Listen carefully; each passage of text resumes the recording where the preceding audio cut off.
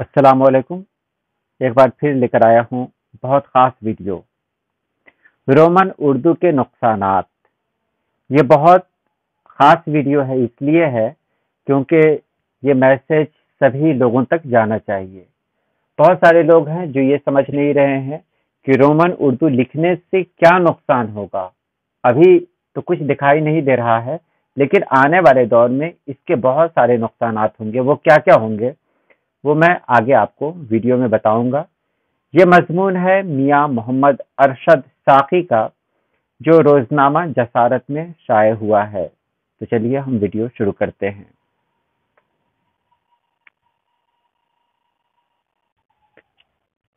Roman Urdu से मुराद उर्दू अल्फाज को अंग्रेजी हरूफ तहज्जी की मदद से लिखना। मसलन किताब को KITAAB और दोस्त को DOST लिखना। इस तर्ज तहरीर को दुश्मन उर्दू कहा जाए तो बेजा न होगा।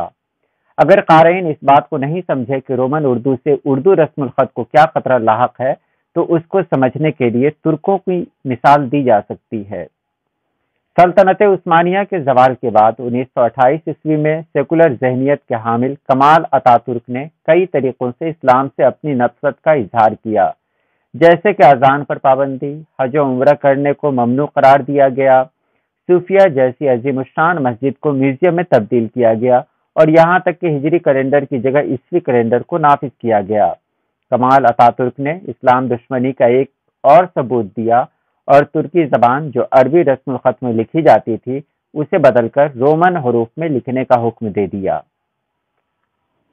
जवाब ये पेश किया गया कि इससे शरह ख्वानदगी ऊपर आएगी, लेकिन इस अक़दाम का असल मकसद आने वाली तुर्क नस्ल को इस्लामी कुतुब जो अरबी रस्मुल खत में थी उनसे दूर करना था।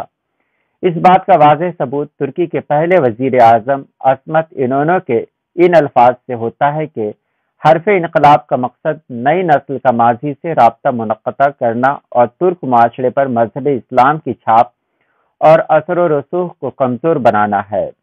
याददाश्त असमत इनोनो, जिल्द 2 सफ़ा 223।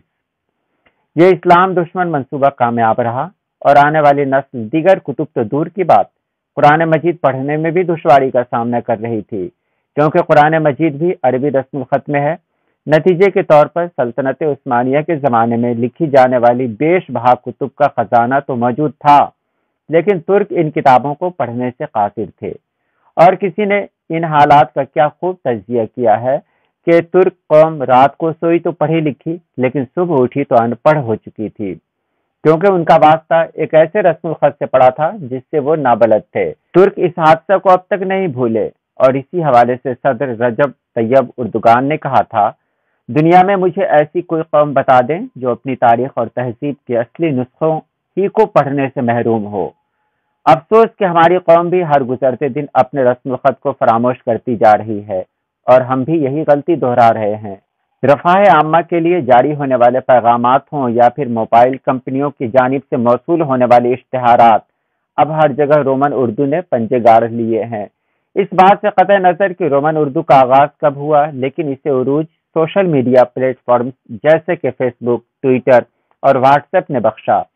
इब्तदाई अय्याम में जब मोबाइल फोन्स में उर्दू कीबोर्ड मैसर न था, तो रोमन उर्दू लिखना सबकी मजबूरी थी, लेकिन ये मजबूरी हमारी आदत और सुस्ती बन गई और अब उर्दू कीबोर्ड मौजूद होने के बावजूद हम रोमन उर्दू को छोड़ने पर राजी नहीं। अगर आपके मोबाइल फोन में उर्दू कीबोर्ड मैसर नहीं तो प्ले स्टोर से बआसानी डाउनलोड कर सकते हैं। कुछ अफराद का कहना है कि उर्दू कीबोर्ड इस्तेमाल करते हुए उर्दू लिखना मुश्किल और दिक्कत तलब काम है, तो उनके लिए अर्ज है कि जापानी और चीनी इंटरनेट बल्कि किसी भी जगह रोमन रस्मुल खत का इस्तेमाल नहीं करते, बल्कि अपने रस्मुल खत को तरजीह देते हैं। क्या उर्दू अब जापानी और चीनी जबान से भी मुश्किल हो गई है, जो हम इससे दूर हो रहे हैं?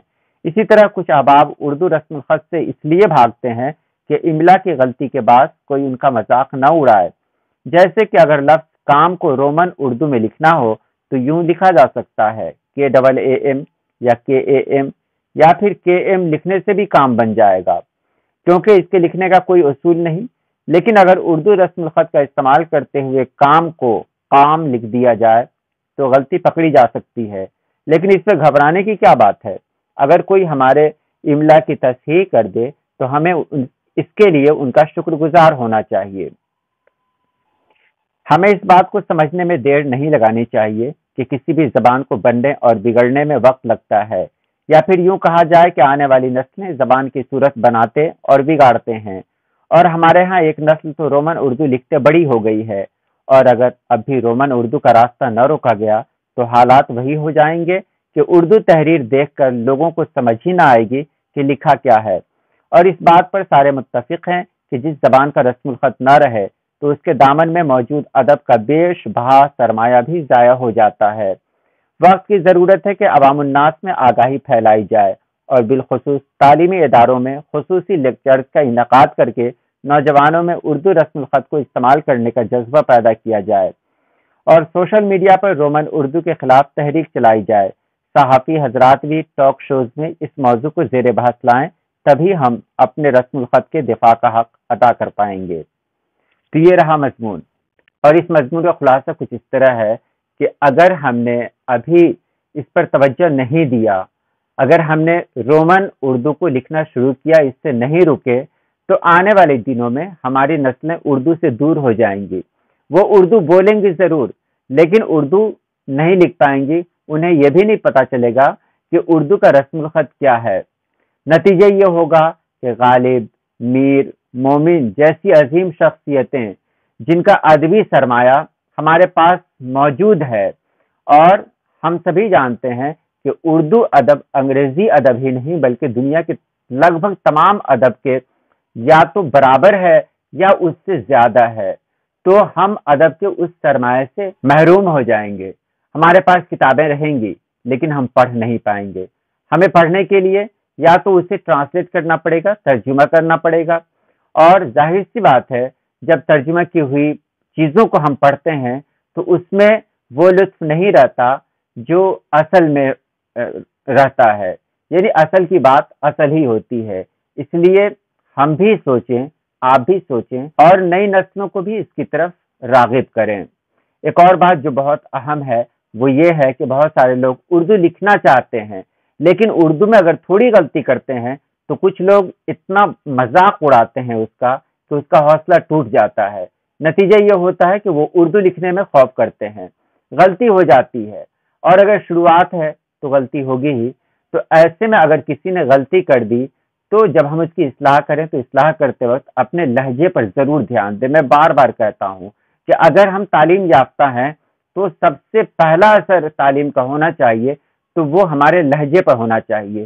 اگر ہمارا لہجہ ٹھیک ہے، اگر ہمارے لہجے سے کسی کو برا نہیں لگتا ہے، اگر ہم کسی کا مذاق نہیں اڑاتے ہیں اپنے لہجوں کے ذریعہ، تب ہم تعلیم یافتہ کہلانے کے لائق ہیں۔ نہیں تو پھر ہم میں اور غیر تعلیم یافتہ لوگوں میں کیا فرق رہے گا؟ تو ابھی اس بات کو سمجھنے کی ضرورت ہے کہ ہم خاص طور سے نوجوانوں کو اردو کی طرف متوجہ کریں اور کہیں کہ وہ رومن اردو لکھنا بند کریں۔ ہاں، رومن اردو لکھ سکتے ہیں۔ اگر کسی غیر مسلم سے یا غیر اردو داں لوگوں سے بات کرنی ہو تو وہاں رومن اردو لکھنا مجبوری ہے، لیکن اگر دو آدمی جو دونوں اردو جانتے ہیں وہاں اپنے رومن کا استعمال کیا تو یہ اردو کے ساتھ ناانصافی ہے۔ تو آج کے لیے اتنا ہی، پھر ملتے ہیں اگلی کسی ویڈیو میں۔ اللہ پاک آپ سبھی لوگوں کو خوش رکھے، آباد رکھے۔ اللہ حافظ۔